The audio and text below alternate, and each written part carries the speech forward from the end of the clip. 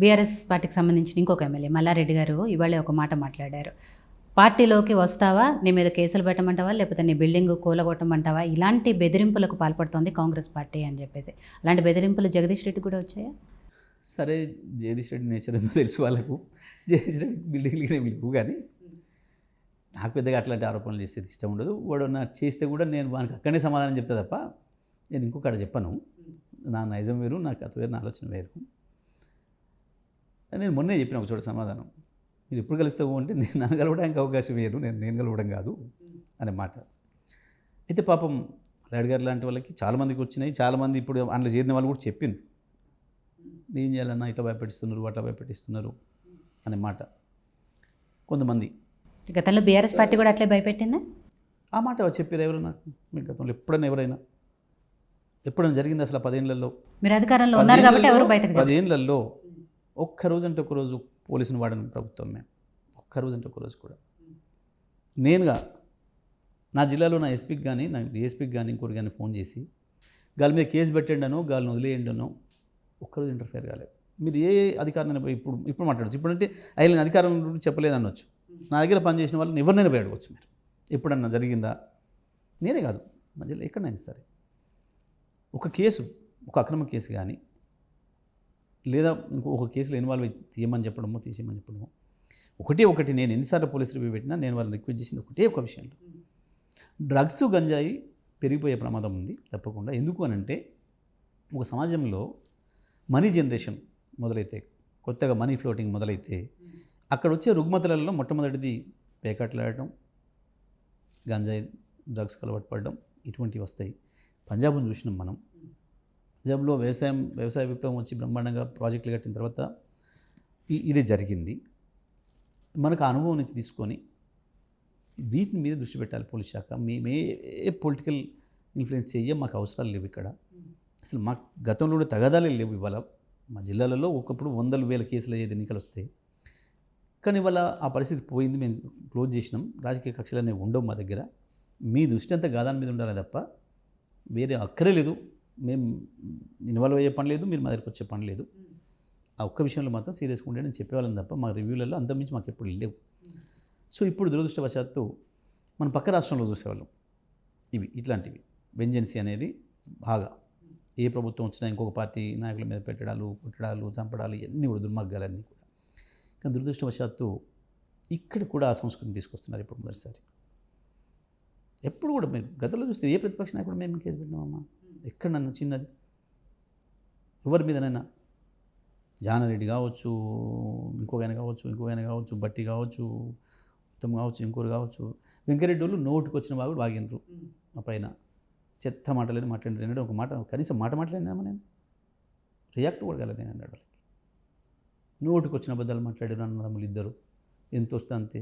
అదే అసెంబ్లీలో ఆయన అప్పటికప్పుడు 10,000 అన్నాడు, తర్వాత 20,000 అన్నాడు, మళ్ళీ వాళ్ళ తమ్ముడు చేసి 1,000 అన్నాడు. ఇంత అసంబద్ధంగా అసలు బాధ్యత లేకుండా, మనం శాసనసభ్యులమనో మంత్రులమనో సోయి లేకుండా మాట్లాడిన మనుషులు వాళ్ళు. అయినా వాళ్ళ మీద కూడా నేను ఒక్కనాడు కూడా ఒక చిన్న కేసు కూడా నాకు అటువంటి ఇది అప్పుడు రాలేదు. దురదృష్టవశాత్తు ఎందుకో పాపం ఈ రాష్ట్రానికి అవి కూడా సభ చూసే దురదృష్టం కలిగింది ఇప్పుడు వీళ్ళ ద్వారా. సో మీ జిల్లాకు సంబంధించి కానీ, లేదా ఉమ్మడి నల్గొండ జిల్లాలో మీ చుట్టూ కూడా కాంగ్రెస్కి సంబంధించిన ఎమ్మెల్యేలే ఉన్నారు, మంత్రులు కూడా వాళ్ళే ఉన్నారు. సో అట్లాంటప్పుడు మీ నియోజకవర్గానికి, సూర్యాపేట నియోజకవర్గానికి కావాల్సిన నిధులు కానివ్వండి, లేకపోతే అక్కడ జరిగే అభివృద్ధి కార్యక్రమాలు కానివ్వండి, ఎలా సాధ్యమవుతుందంటే, ఎలా తెచ్చుకోగలుగుతారు? ప్రభుత్వంగా అందరికీ ఇవ్వాలి డెఫినెట్గా. ఇవ్వకపోతే ప్రజలు ఎండగట్టడం, ప్రజా ఉద్యమం నిర్మాణం చేయడం, అంతే సింపుల్. సో జగదీష్ రెడ్డి గారు, ఫైనల్గా సర్వేలు ఏం చెప్తున్నాయి, అధికార పార్టీ ఏం చెప్తుంది, బీజేపీ ఏం చెప్తుంది అనే విషయం పక్కన పెడితే, బీఆర్ఎస్ పార్టీకి సంబంధించి ఎన్ని పార్లమెంటు స్థానాలు గెలిపించుకుంటాము అనే ధీమాలో బీఆర్ఎస్ నాయకులు ఉన్నారు. మేము 16లో మేమే ఉన్నాం. 17వది ప్రత్యేకమైనది మీకు తెలుసు. 16లో మేమే ఉన్నాం నెంబర్ 1లో. మాకు పోటీ కొన్ని చోట్ల కాంగ్రెస్ ఉండొచ్చు, కొన్ని చోట్ల బీజేపీ ఉండొచ్చు. టెక్నికల్గా గెలుపోవడంలో అనేది టెక్నికల్గా ఉంటాయి.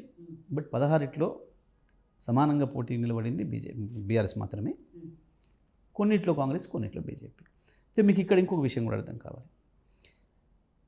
ఇవాళ ఆ 2 పార్టీలలో కూడా అభ్యర్థులు మీరు చూస్తే సగం మంది మా వాళ్ళే.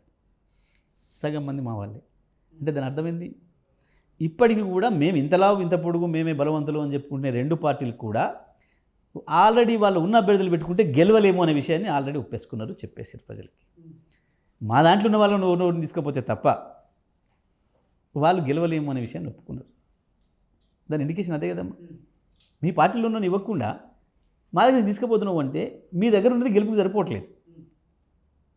మీ కాడ 90 ఉండొచ్చు, ఇంకో 10 వస్తేనే గెలుస్తావని భావన ఉంది నీకు, కాబట్టి మా వాళ్ళని పట్టుకుపోతున్నారు. అంటే దాని అర్థం వాటి బలహీనతను వాటి ఓటమిని రెండు పార్టీలు ఇప్పటికీ ఒప్పుకున్నాయి. కానీ మాకు మాత్రం ఇంకా రెట్టించిన ఉత్సాహంతో సమరోత్సాహంతో పనిచేస్తున్నారు మా కార్యకర్తలు. కాబట్టి 16 సీట్లలో కూడా బీఆర్ఎస్కి అవకాశం. కానీ గెలిచే అభ్యర్థుల్ని వాళ్ళు తీసుకున్నారు అని మీరు చెప్తున్నారు. మీ పార్టీ అభ్యర్థులు కాదమ్మా, అభ్యర్థులు వాళ్ళకి లేరు, మా దాంట్లో నుంచి అభ్యర్థిని తీసుకుపోతున్నారు. ఆయన పోయినందుకు అందులో నుంచి వెళ్ళి ఇంకో 1,00,000 ఓట్లు మాకే వస్తాయి. ఎందుకంటే ఆ పార్టీలో అసమ్మతి చూస్తున్నాం మనం. ఈయన పోగానే వద్దు అని దీక్షలు చేస్తున్నారు అవతల వైపు, మాకు చెప్పి పంపుతున్నారు. కాకపోతే అధికారం ఉంది కాబట్టి ఇంట్లోనే ఉండి ఓడగొడతామన్నాం మేము, తర్వాత మమ్మల్ని చూసుకోలేని మాకు చెప్పి పంపుతున్నారు. వాళ్ళకి బహిరంగంగా పోతున్నారు, లోపడంగా నేను చెప్పినట్టు గేట్లు తీస్తే మాకు వస్తున్నారు. మాకు ఎట్లా సహకరించాలో అట్లా సహకరిస్తారు. చాలామంది అభ్యర్థులు ఎట్టి బస్సులో గెలవనియొద్దు అని కంకణం కట్టుకొని ఉన్నారు అవతల కాంగ్రెస్లో లక్షలాది మంది కార్యకర్తలు. మొన్న వాళ్ళ ఎమ్మెల్యే కొరకు గెలుపు కొరకు పనిచేసిన వాళ్ళు ఎమ్మెల్యేలతో సహా మంత్రులతో సహా చాలామంది వాళ్ళకి ఇష్టం లేని అభ్యర్థులు పెట్టిన చోట, బయట నుంచి తెచ్చిపెట్టిన చోట వాళ్ళు ఏందో చూపించాలని చెప్పి రెడీగా ఉన్నారు. కాబట్టి మాకేం ఇబ్బంది లేదు. 16 మేమే బలంగా ఉన్నాం.